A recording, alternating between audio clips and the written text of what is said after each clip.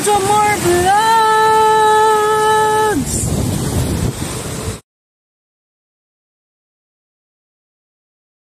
What's up? Good morning guys. No, ito naman guys, magluluto tayo ng burger steak. So ito yung gagamitin nating ulam burger na CDO. Tapos meron tayo, gagawa tayo ng gravy syempre. Kailangan natin ng Queensland, paminta. At itong ating cornstarch kailangan guys. So yan na nga, nire-ready lang natin ang paggawa ng ng ating burger steak. Maala to guys, Jollibee burger steak, okay? So kailangan natin pala dito ng guys, ng mushroom. So maghahanap tayo ng mushroom dito guys sa ating stock. Yan, mushroom, yun, may mushroom tayo guys. Yung ating mga patties guys, so pinorm ko lang sila ng mas malaking ganyan guys. Inayos ko lang sila ng mas malaki. Kasi napakaliit kasi nitong ating burger patty na to guys. Kung makikita nyo, ay manipis. Yung burger patty talaga ng CDO. So, pinorm ko siya ng panibago. Panibagong bilog ganyan guys, diba? Mas gumanda. Diba? Mas umokay yung na formation. Yung pagkahulma. Sorry. Yan. So, tabi natin yung iba muna. So, yan. So, ganyan pala dapat. Para ilalagay talaga doon sa parang wax paper ba tawag dito.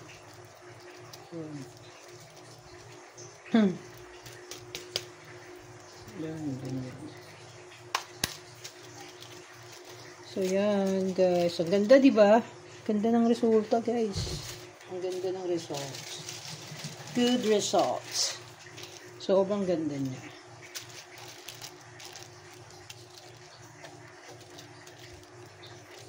So, yan. Ganyan. Form lang. Hulma lang natin sila ng pangmalakasan to the highest level.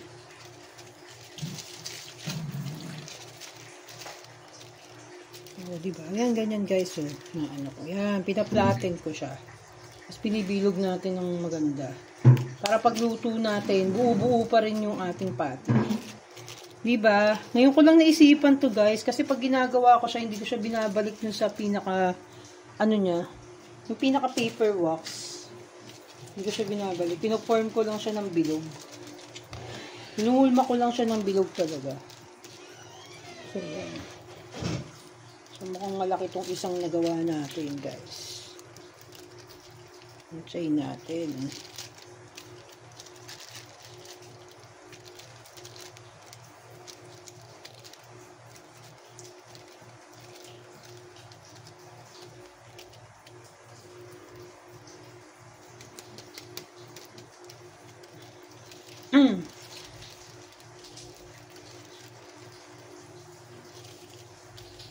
So, ganyan guys.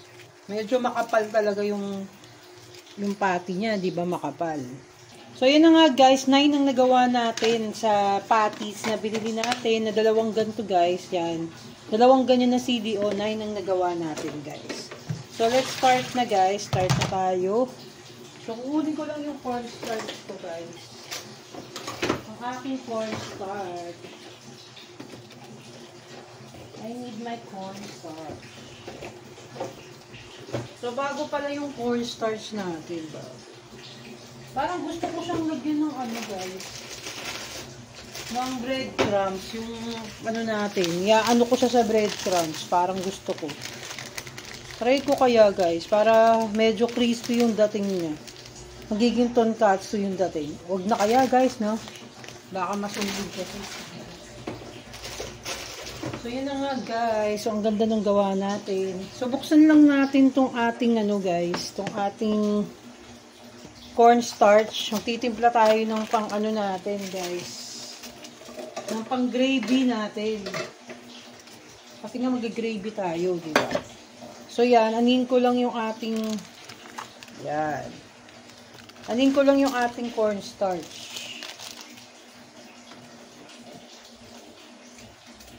Kasi the last time na gumawa ako guys, sobrang sarap.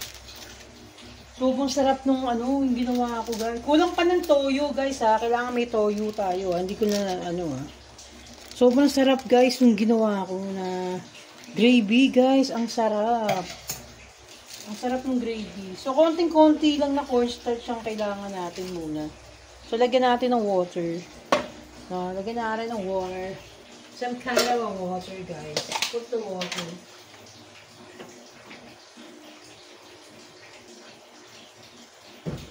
So, titimplahin na natin. Titimplahin na natin yung cornstarch dito, guys.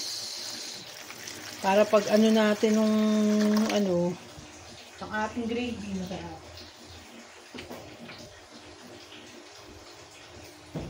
Favorite din ni Dora yan, guys.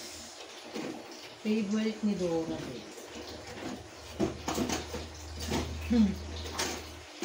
Alam niyo naman si Dora, guys, no? Lahat ng masasarap, paborito din ni Dora.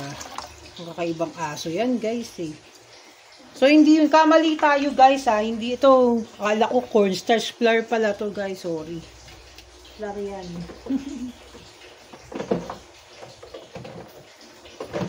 So, lagyan na natin to ng mix na natin to. Lagyan na natin ng paminta to, guys. So, lagyan na natin ng toyo.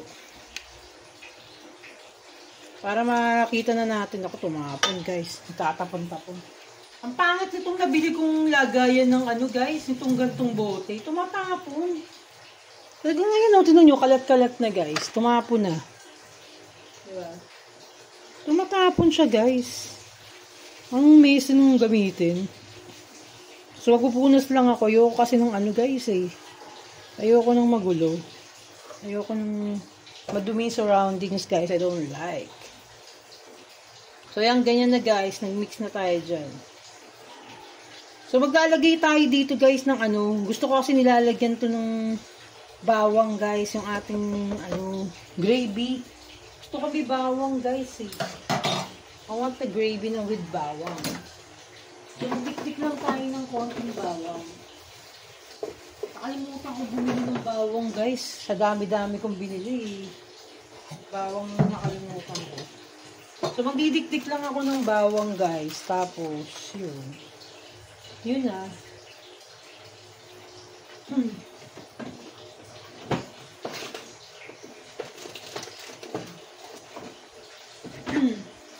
So, yeah, mag-aano lang ako ng bawang natin. Special naman ng gravy natin gagawin. Noon, tindi, guys. So, Queensland pa yung butter niya talaga ilalagay natin. Kaya talagang napakasarap, guys. Kitang-kita nyo naman yung Queensland. Diba? Queensland pa, oh. To the highest level yan. So, yan na muna, guys. Didikdik lang muna tayo ng ano. Pinakita ko lang muna sa inyo yan. Gawa na natin nakamold na ano, na ating pwede pala yan, guys. Di ko naiisip. Pag wala akong giniling, gusto ko mag-spaghetti, guys. Pwede palang ganyan na lang yung gagawin ko, guys, no? Yung parang meatballs ang kakalabasan ng spaghetti. Ganyan, guys, yung gagawin. Para wala nang kahirap-hirap, nakatimpla na siya, guys, diba? So, ngayon ko lang naisipan. Ngayon lang ako ano sa ularat ko, guys. So, yun na nga, guys. Start na tayo magpainit ng mantika natin. Kaya nagpapainit na tayo ng pan, guys.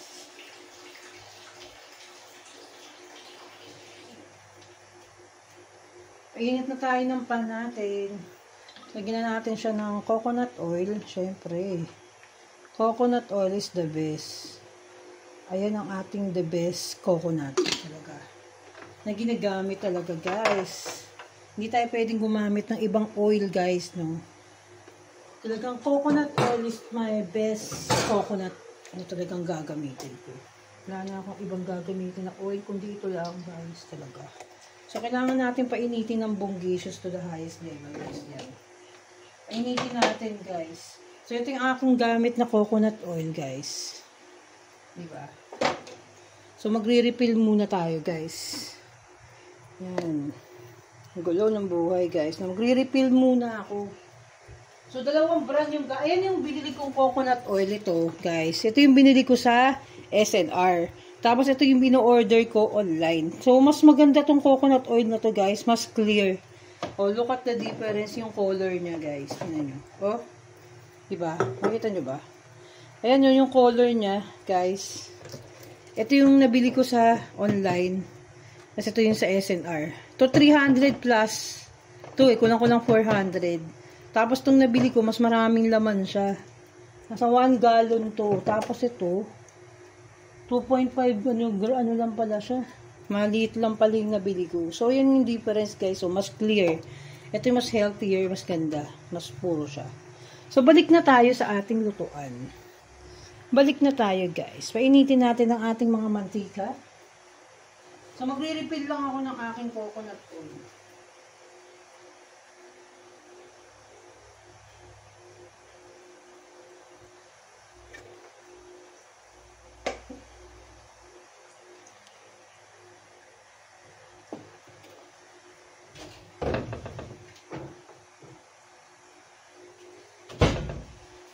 So, yan. Ang delicate. Ang delicate sa mga mantika ko. Grabe. Dikit na dikit yung mukha ko dun.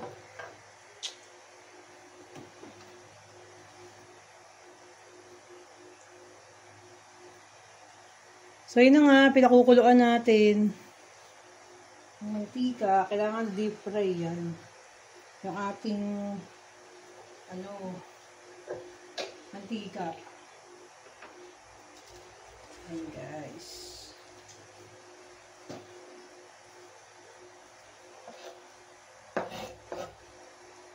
So, dun sa gravy natin guys, mukhang hindi na ako maglalagay guys ng ng mushroom. Kasi nga guys, hindi na ako maglalagay ng mushroom dahil doon, ang dami ng mushroom ko, hindi maliit yung mushroom. So, hindi na muna ako maglalagay nun. Plain na lang na gravy guys. Okay. So, yan, nalagay na natin guys. Kailangan talaga naka-deep fry yan. Diba?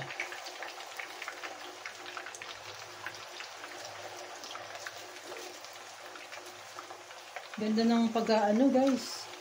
Ang ganda ng pagkahulma niya.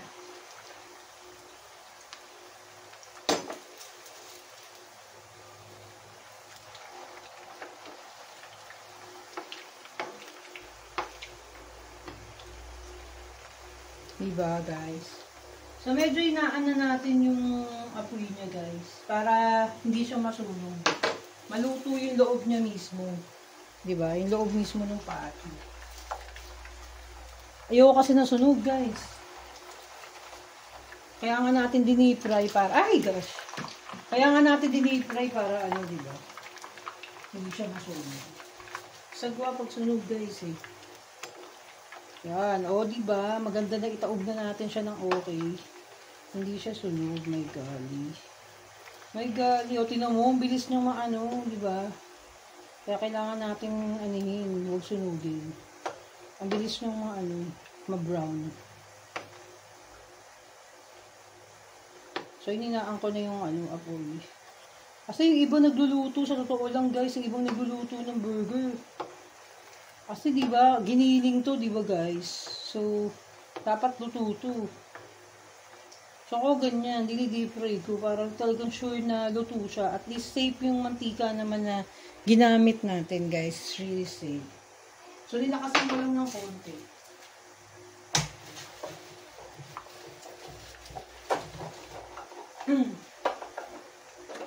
Ang sarap sana, guys, kung merong, to. Meron siyang guys, meron siyang mushroom. Kaya lang ang dami ng mushroom ko eh. Kaya yung matitira kasi guys, sobrang dami ng mushroom ko. Ang dami ng mushroom. So, anong gagawin natin, di ba? Ang dami ng mushroom.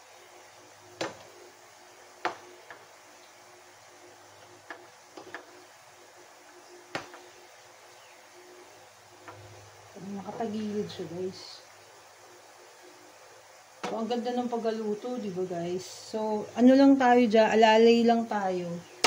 Huwag tayo masyadong magano.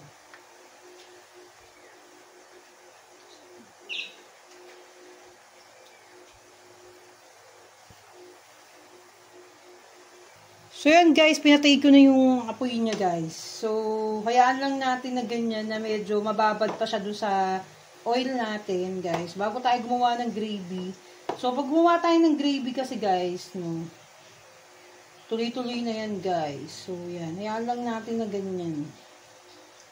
Na mainit pa naman yung pan, kaya i-absorb na yung init dun sa loob.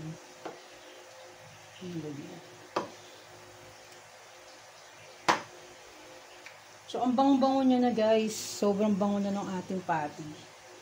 Ang bango niya to the highest level. So, binuksan ko na lang muna ulit. Pahina na lang natin kasi hindi pa ako nakukontento dahil kasi baka mamaya ano pa siya.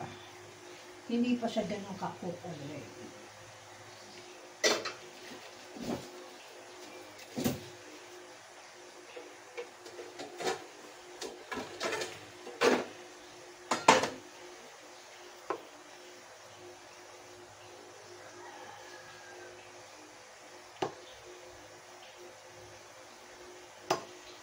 Pero sa tingin ko, luto na to, guys. Sa tingin ko, luto na siya, guys. Ang kulit ng mga, ang daming langaw sa amin, guys. Kasi may, may mga nag-aalaga dito ng, guys, ng mga, piggery, guys. Kaya, So, ganyan, guys. Medyo, nilakasan ko lang ng konti yung apoy. Hindi lang natin. So, hindi naman siya sunog, right? No, hindi siya sunog. It's not sunog, guys. Ano lang siya talaga. Kasi, brown lang siya. Yan. Hinaan ko na. So, ayan lang natin siya ma-absorb ng init. Yan. Sarap, guys. Ang bango. Nakakasigurado tayo, guys, na lutong-luto yung ating patty. So, bilog-bilog nga lang. Para siyang bochi. So, ang uwi na natin sa, sa kanyang buhay. Ito, nag-iba yung form niya rin. So, yan, ganyan, guys. Nalagay ko lang muna sila dito. Ang kulit nung langaw talaga, guys. Di-distract ako. So, yan. Nilagay ko na muna dito sa bowl. Para, di ba, maayos yung pagluto natin ng ating sauce nito, guys. Tapos, gagawin natin, i-set aside muna natin tong ating oil, guys. So, start na tayo gumawa ng gravy, guys. So, lagay ko lang yung ating bawang dyan. Bawang. Maglagay tayo ng bawang.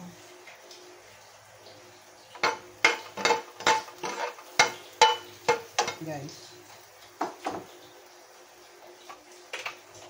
Tapos yung butter. Butter yung pang natin. Ang sarap ng butter, guys. Panalo talaga. Panalo sa sarap.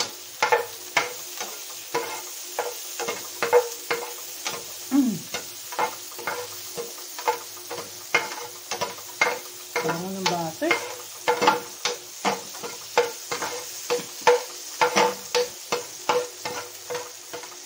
Grabe, bango. So, ilagay na natin yung ating minix na guys.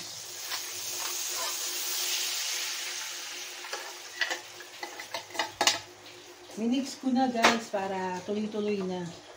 Ha? Masarap na yung niya. The gravy. Ipakukuluan lang natin yung to the highest levelness. So, maglalagay tayo ng broth cube, syempre.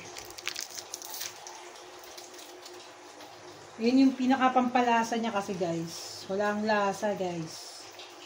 Nalagay ako ng kalahati lang na broth cubes para hindi siya maalat.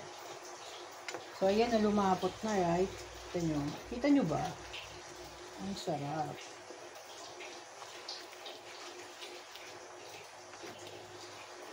Sarap, graviness.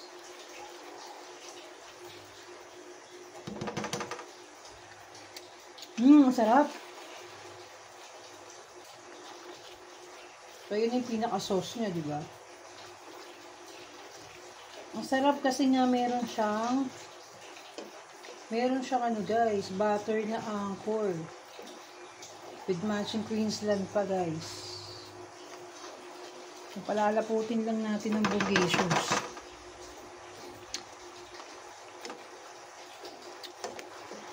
Sorry naman at na-darken. Na-dark yung ano, lumami yung toyo. Sarap po. Papalaputin pa natin. Yum. Sarap.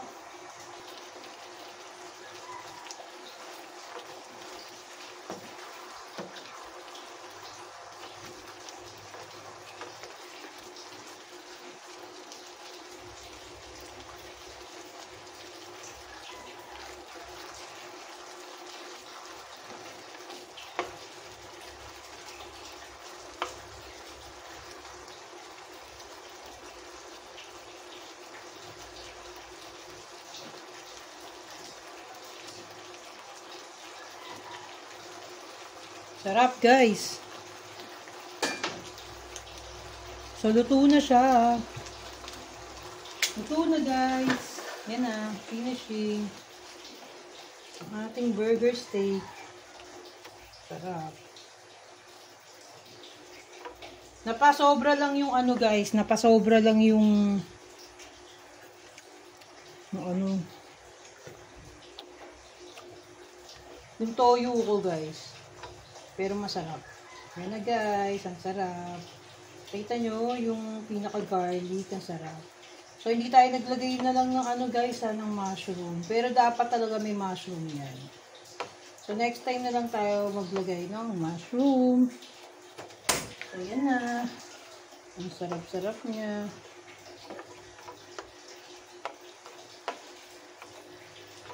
So luto na guys. Sarap.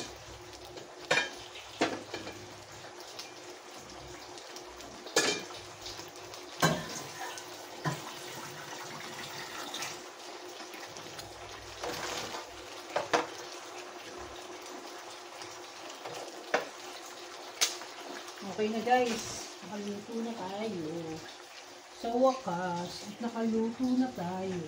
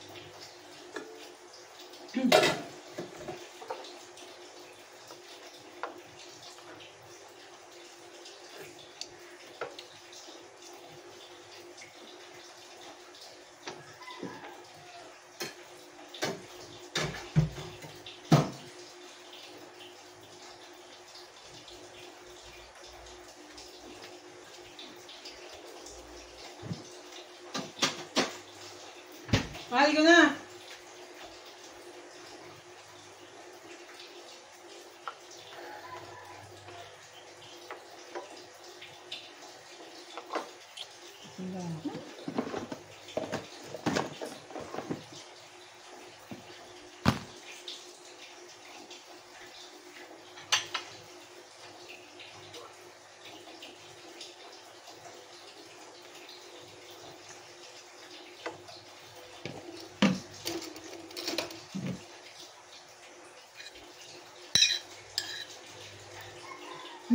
Mahal.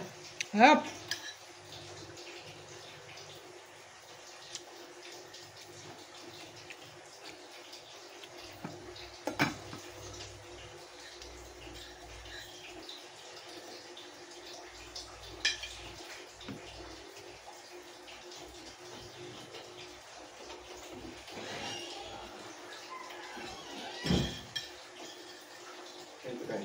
Pepper steak, kung gising.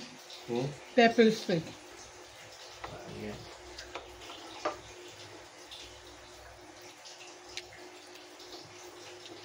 Mantiga yan. Tsaka kape.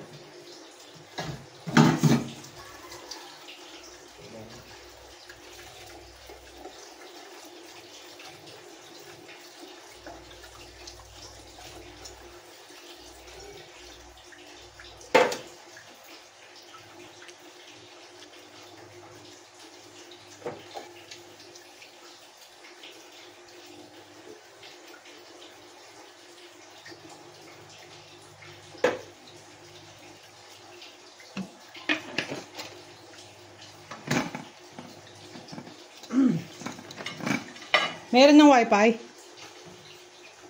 Take mo po ba? So guys, thanks for watching guys. Ito na ating finishing na pagkain ngayon ng ating burger steak. Bye-bye. Guys, nagluto pa ako ng itlog. Kaya gusto ko yung burger steak may itlog guys. Parang Jollibee talaga yung dating natin, di ba? Ayan. Namaya mag-plating ako. Tingnan nyo guys yung ating pag-plating. Sarap po. Yummy balbon talaga. Ayan, luto na ang ating egg. So, ito na yung ating egg, guys. Sarap po, guys. Sobrang sarap. Yummy.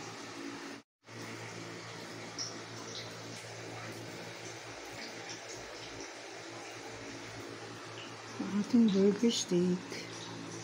Ang yumminess. The burger steak is so yum. The burger steak.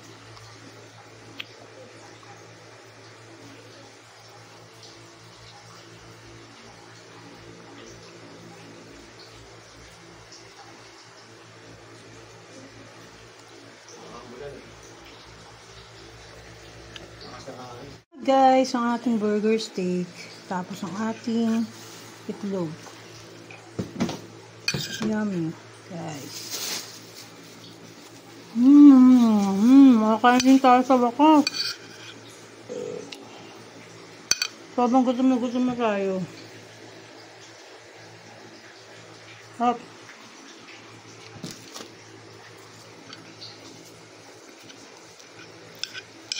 Di kompleto ang araw ko na walang itlog. Kailangan may itlog. Fresh itlog. Hay! Really go sa mga fresh. Like egg. Yan. Fresh egg. Hop. Hop na kain natin.